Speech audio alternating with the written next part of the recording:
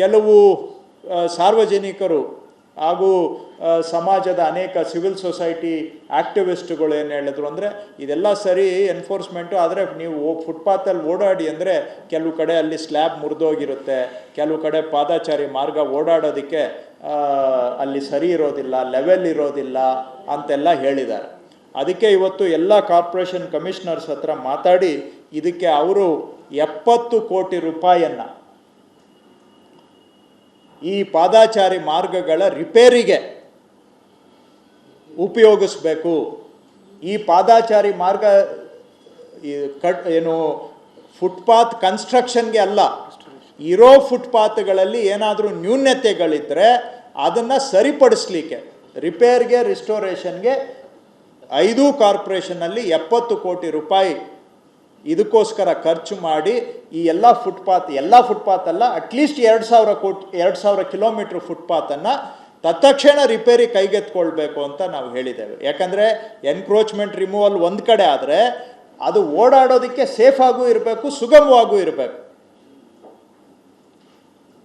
So ನಾವು ಸುಗಮ ಪಾದಾಚಾರಿ ಅಭಿಯಾನದಲ್ಲಿ 70 ಕೋಟಿ ರೂಪಾಯಿ ಹಣವನ್ನು ವ್ಯಯ ಮಾಡಿ ಅಲ್ಲಿ ಏನಾದರೂ ಸಣ್ಣ ಪುಟ್ಟ ನ್ಯೂನತೆಗಳಿದ್ದರೆ ಅದನ್ನು ರಿಪೇರಿ ಮಾಡುವಂಥದ್ದು ಕೂಡ ಮಾಡಬೇಕು ಅಂತ ಹೇಳಿದ್ದೇನೆ.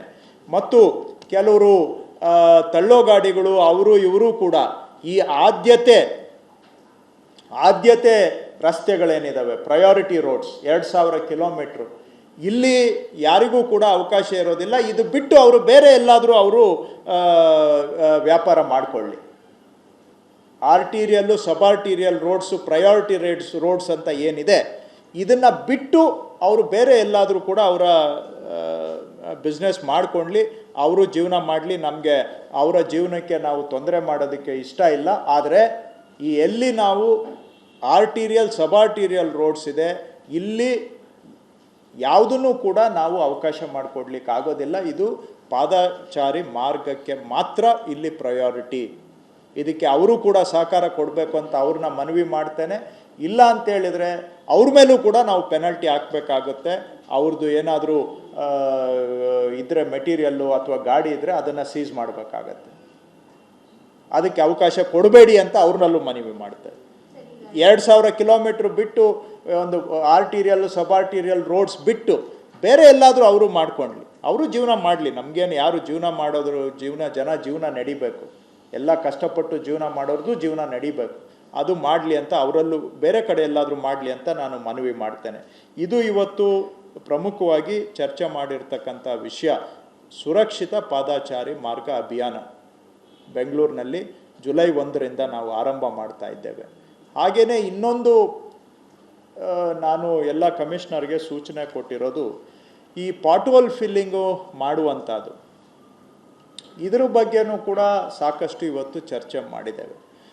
ಈ ಪಾಟ್ಹೋಲ್ ಫಿಲ್ಲಿಂಗ್ ಮಾಡೋದು ಸರಿಯಾಗಿ ಮಾಡೋದಿಲ್ಲ, ನೀವು ಅದರಲ್ಲಿ ಕ್ವಾಲಿಟಿ ಇರೋದಿಲ್ಲ ಅನ್ನುವಂಥದ್ದು ಜನಗಳ complaint.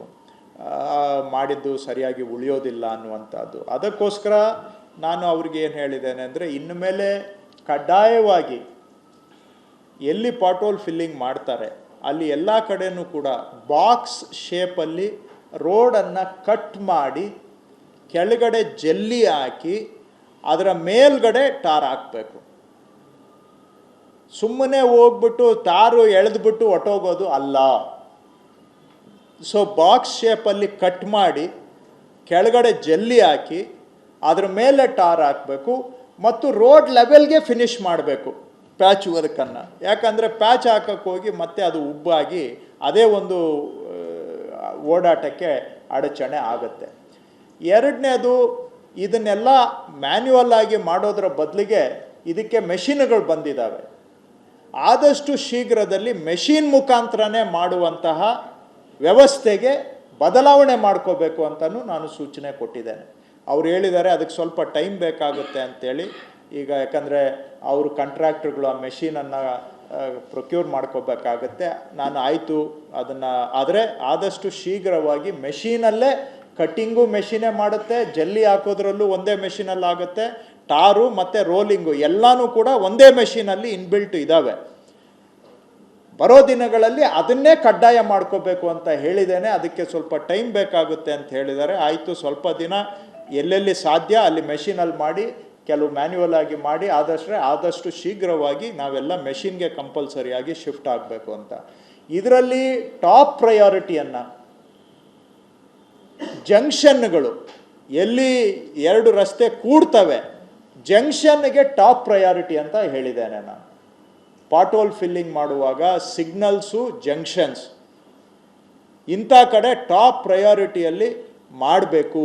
First priority signals, junctions, ರಸ್ತೆ ಕೂಡುವಂಥ ಜಾಗಗಳಲ್ಲಿ ಮಾಡಬೇಕು ಅಂತ. ಇದಕ್ಕೂ ಕೂಡ ಸುಮಾರು ಒಂದು 77 ಕೋಟಿ ಖರ್ಚು ಮಾಡಿ ಪಾಟೋಲ್ ಫಿಲ್ಲಿಂಗ್ ಕೆಲಸ ಮಾಡಬೇಕು ಅಂತ ನಾನು ಅವರಿಗೆ ಸೂಚನೆಯನ್ನು ಕೊಟ್ಟಿದ್ದೇನೆ. ಇಷ್ಟು ಇವೆರಡರ ಬಗ್ಗೆ ಇವತ್ತು ನಾವು ಚರ್ಚೆ ಮಾಡಿ ಒಟ್ಟಾರೆಯಾಗಿ ನಾವು ತೀರ್ಮಾನಕ್ಕೆ ಬಂದಿರತಕ್ಕಂಥ ವಿಷಯಗಳು. ಇದನ್ನು ಜುಲೈ 1 ನಾವು ಪಾದಾಚಾರಿ ಮಾರ್ಗ ಎನ್ಫೋರ್ಸ್ಮೆಂಟ್ ಮಾಡ್ತಕ್ಕಂಥದ್ದು, ಹಾಗೂ ಜುಲೈ ತಿಂಗಳಲ್ಲಿ ಪಾಟೋಲ್ ಫಿಲ್ಲಿಂಗ್ ಮಾಡ್ತಕ್ಕಂಥದ್ದು, ಮತ್ತು ಜುಲೈ 10 ಈ ಬೀಡಾಡಿ ಗಾಡಿಗಳು, ರಸ್ತೆಯಲ್ಲಿ ಬಿಟ್ಟೋಗಿರ್ತಕ್ಕಂಥ ಗಾಡಿಗಳನ್ನು ಖಾಲಿ ಮಾಡಿಸ್ತಕ್ಕಂಥದ್ದು. ಹಾಗೂ ನಾನು ಟ್ರಾಫಿಕ್ ಪೊಲೀಸವ್ರು ಬಂದಿದ್ದರು, ಅವ್ರಿಗೂ ಹೇಳಿದ್ದೇನೆ, ಈ ಸಿಗ್ನಲ್ಲಿಂದ 75 ಮೀಟರ್ ದೂರ, ಸಿಗ್ನಲ್ಲಿಂದ 75 ಮೀಟರ್ ಅಂತರದಲ್ಲಿ ಯಾವುದೇ ಬಸ್ ನಿಲುಗಡೆ ಮಾಡಬಾರ್ದು ಅಂತ. 75 ಮೀಟರಿಂದ ಹೊರಗಡೆ ಮಾಡಲಿ,